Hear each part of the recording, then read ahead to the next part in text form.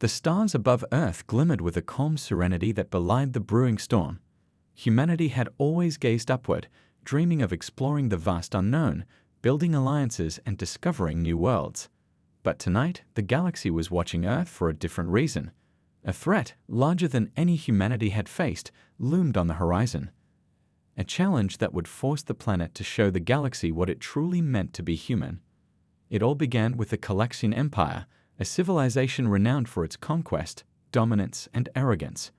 For centuries, they had expanded their reach, crushing weaker civilizations under the weight of their superior technology and ruthless strategy. The Calexians didn't just conquer, they humiliated, stripping worlds of their resources and leaving them in ruin. To them, Earth was just another target, a seemingly primitive blue planet circling a mediocre star. Their scouts reported back with dismissive reviews, technologically underdeveloped, culturally naive, and militarily insignificant. The Calexians assumed it would be an easy conquest. They were wrong. The first sign of trouble came during what Earth's leaders would later call the silent approach. Calexian ships, massive and imposing, entered the solar system cloaked in stealth. Their intentions were clear: survey, infiltrate, and overwhelm. They believed their presence had gone unnoticed, but in reality, Earth's defense grid had detected them the moment they crossed into human territory. What the Calexians didn't know was that Earth had spent centuries quietly preparing for a moment like this. Captain Elena Martinez stood on the command deck of the U.S. Resolute, her gaze fixed on the holographic display that tracked the intruding fleet. Behind her, Admiral Sam Reynolds sipped his ever-present cup of coffee, his casual demeanor masking the intense focus in his eyes. They had seen this coming. Ever since the Calexians first made contact years ago, disguised as diplomats but clearly scouting Earth's capabilities, humanity had been watching, waiting, and building. Do they really think we don't see them? Martinez asked, her voice calm but edged with irritation. Reynolds smirked, setting his mug down on the console. Arrogance blinds them. They've gotten away with this so many times before, they think we're just another planet to add to their collection. Martinez nodded. Let's make sure they know they've made a mistake. Far above Earth's atmosphere, a vast network of satellites and hidden probes activated. These weren't ordinary communication satellites or weather monitors. They were part of a defense system humanity had kept secret, even from its closest allies. Designed in silence, powered by technologies the rest of the galaxy hadn't even dreamed of, these probes didn't just monitor, they acted. On board the Calexian flagship, Supreme Commander Vex observed Earth with a sneer. The planet's surface was alive with lights, oceans sparkling in the darkness. To him, it was a reminder of how insignificant these humans were. Their planet was beautiful, yes, but beauty didn't win wars. His fleet was unstoppable, his weapons unmatched, or so he thought. Begin the preliminary scan, Vex ordered. His officers scrambled to comply, unaware of the invisible eyes watching their every move. Back on Earth, General Chen joined Martinez and Reynolds in the control room. Their fleet is bigger than we anticipated, she said, her tone matter-of-fact but not worried. But size isn't everything. No, Reynolds agreed, a sleek grin spreading across his face. It's not. The Calexians' first mistake was assuming humanity would react with panic. Instead, Earth's leaders remained composed. The world's governments had long since set aside their differences for the sake of survival, pooling their resources to build something extraordinary. A network capable of countering even the most advanced threats. As the Calexian fleet prepared to launch its first wave of attacks, something unexpected happened. Their systems flickered, weapons deactivated, and navigation controls froze. Vex barked commands, his fury palpable, but his officers could only respond with confused expressions. "Sir, it's as if the ships aren't listening to us anymore," one of them stammered. And then it came, the message. A simple transmission, broadcast from Earth to every Calexian ship. The words were clear, their tone resolute. "You've gone too far." For the first time in his long career, Vexa felt a flicker of doubt. The human's message wasn't a plea for mercy or a desperate warning. It was a statement of fact, delivered with unshakable confidence. How could a species he had dismissed as primitive possess the means to cripple his fleet? Back on the Resolute, Reynolds leaned back in his chair, savoring the silence that followed the transmission. "Think they got the message?" he asked. Martinez didn't answer. Her eyes were fixed on the display, where Earth's defenses had just revealed their full scope. The collections weren't facing a single planet. They were facing an entire civilization that had transformed itself into a fortress. Probes armed with quantum fields surrounded the enemy fleet, each one capable of dismantling the most advanced weapons with ease. But the show wasn't over yet. As the Calexians struggled to regain control, Captain Stone, stationed aboard a stealth ship hidden in the depths of space, activated the next phase of the plan. Earth hadn't just been preparing for defense, it had been studying its enemies. The Collection's systems, long thought to be impenetrable, now served as their greatest weakness. "Commander," an officer called out to Vexa, panic creeping into his voice, "we've lost access to our internal systems. They've taken control." In the blink of an eye, the Collection fleet went dark. Weapons powered down, engines ceased to function, and the mighty armada that had terrorized countless worlds was rendered helpless. On Earth, cheers erupted in control rooms and command centers. But for the crew of the Resolute, the mission was far from over. "Send the final message," Martinez instructed, her voice steady. "Let them know what happens next is up to them." As the transmission reached the Collection flagship, Vexa stared at the holographic display in disbelief. Earth's defenses were unlike anything he had ever seen. But what truly unnerved him was the realization that the humans hadn't destroyed his fleet. They had spared it. The message ended with a chilling warning. "Withdraw now or face consequences you cannot imagine. This is your final chance." The galaxy watched in stunned silence as the Collections grappled with their defeat. For centuries they had been the hunters, and now they were the hunted. Earth had revealed itself not as a victim, but as a force to be reckoned with. And yet the story was far from over. As humanity celebrated its victory, whispers of other empires reaching out in fear and curiosity began to spread. What would happen next? Would the Collections retreat peacefully, or would they return with reinforcements? And most importantly, had Earth truly shown its full hand, or was there more hidden beneath the surface? As the stars continued to shine over the planet, one thing was clear: humanity's final warning had been delivered, and the galaxy would never see Earth the same way again. In the hours following the Collection fleet's stunning defeat, Earth's leaders convened in a high-security command center deep beneath the surface. The walls of the room hummed faintly with energy from advanced shielding, ensuring no signal could penetrate in or out.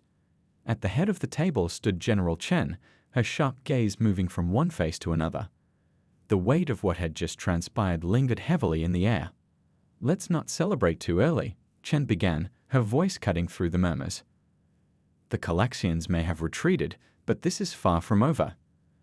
Admiral Reynolds leaned back in his chair, coffee in hand as usual, though his typically light-hearted demeanor seemed more subdued.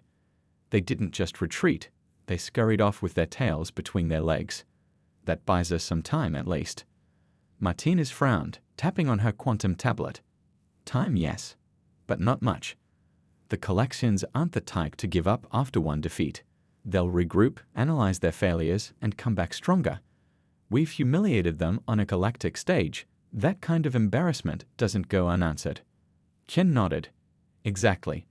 And let's not forget the other empires watching. The galaxy is a complicated place, and now everyone knows Earth isn't the easy target they thought. Some will want to rally with us, sure, but others might see us as an even bigger threat than the Collections." Across the table, Captain Stone adjusted his sleek uniform, the faint glow of his stealth suit still flickering from its recent activation. "The question isn't just when they'll come back, it's how. We've revealed part of our hand, and they'll adjust their strategy. The Collections don't make the same mistake twice."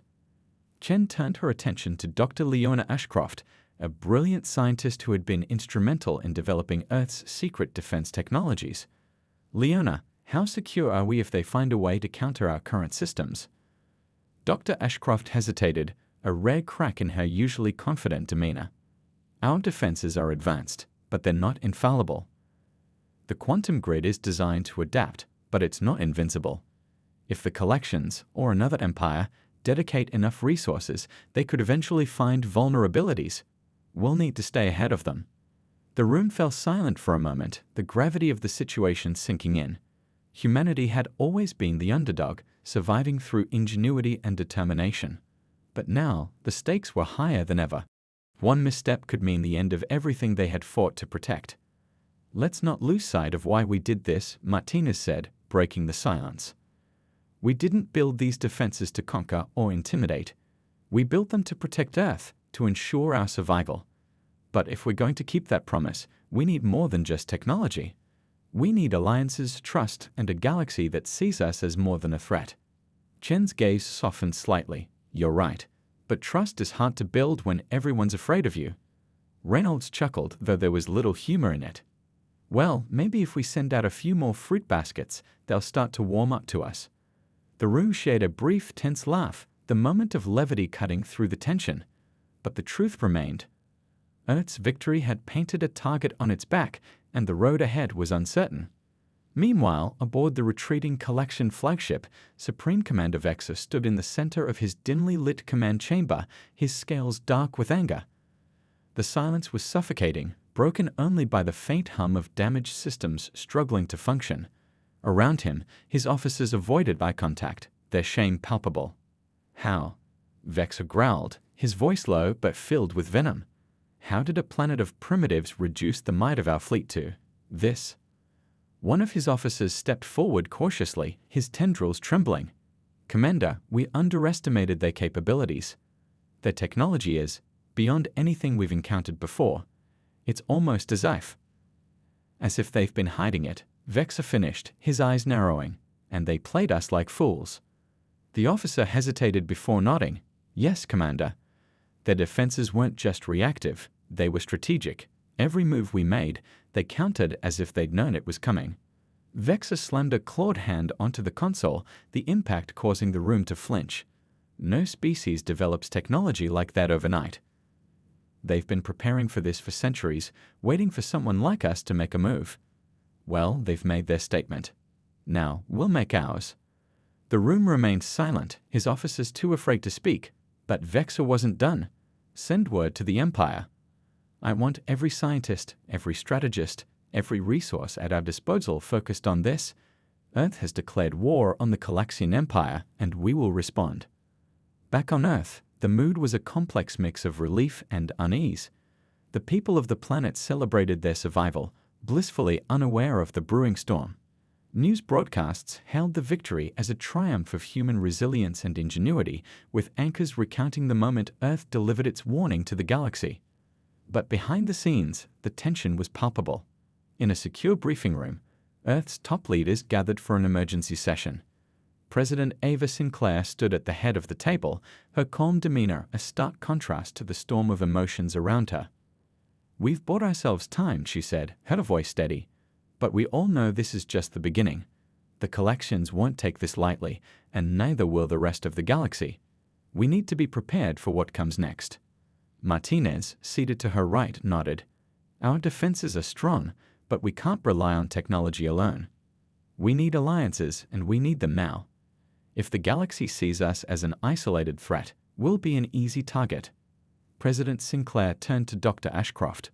"Leona, how far can we extend the quantum grid without compromising its effectiveness?" Dr. Ashcroft considered the question carefully. "With the current infrastructure, we can extend it to cover nearby systems, but anything beyond that would require significant resources. It's possible, but it'll take time." Sinclair nodded. "Then we start now. Expand our reach, secure our borders, and make it clear that Earth is not to be trifled with. At the same time, we reach out to potential allies. Let them know we're not looking for war, we're looking for peace. But we won't hesitate to defend ourselves if necessary." As the meeting continued, plans were set in motion. Humanity had always been at its best when its back was against the wall, and now, with the eyes of the galaxy upon them, they had no choice but to rise to the occasion. But as preparations began, a deeper mystery lingered. How had the collections been so blind to Earth's capabilities? Had they been too arrogant to notice, or was something else at play? And why, in all their years of conquest, had they never encountered a civilization like humanity before? These questions loomed large, their answers shrouded in uncertainty. For now, Earth could only prepare for what was to come, knowing that the collections and the galaxy would not wait long to make their next move.